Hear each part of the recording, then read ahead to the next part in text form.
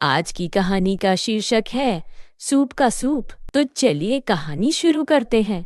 मुल्ला नसरुद्दीन की ख्याति दूर दूर तक फैल गई थी और बहुत से लोग उस बुद्धिमान व्यक्ति से मिलने के लिए उत्सुक थे। एक दिन एक किसान ने सम्मान और प्रशंसा के प्रतीक के रूप में अपने खेत से ताजी सब्जियों की एक बड़ी टोकरी लेकर मुल्ला से मिलने का फैसला किया। किसान की उदारता और सम्मान से मुल्ला प्रसन्न हुआ। बदले में उसने किसान को अपने साथ भोजन करने के लिए आमंत्रित किया और उसे रात के लिए रहने की जगह की पेशकश की।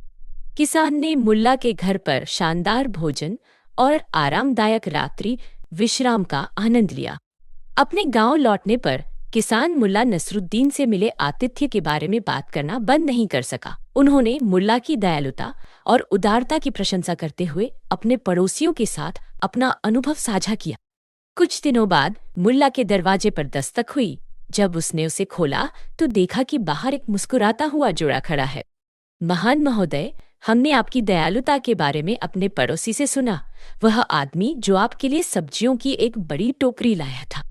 हम आपके आतिथ्य का स्वयं अनुभव करना चाहते थे, इसीलिए हम आपसे मिलने आ गए, उन्होंने कहा। उनकी तारीफों से खुश होकर मुल्ला ने जोड़े को रात के खाने के लिए रुकने के लिए आमंत्रित किया।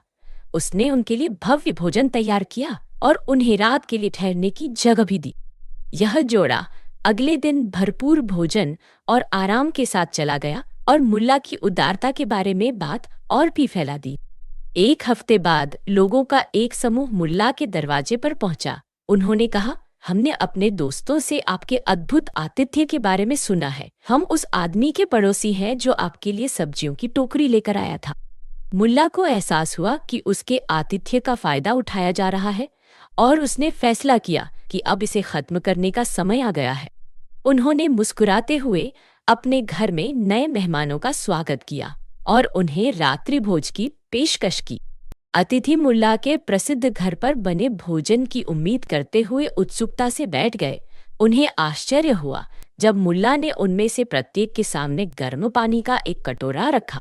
कृपया आनंद लें, मुल्ला ने मुस्कुराते हुए कहा। यह उन सब्जियों के सूप का सूप है जो आपके पड़ोसी ने मुझे दी थी। मेहमान हैरान और निराश थे, यह महसूस करते हुए कि मुल्ला ने उनकी चाल समझ ली है। वे चुपचाप उसके घर से चले गए। नतीजे से संतुष्ट मुल्ला मन ही मन मुस्कुराया।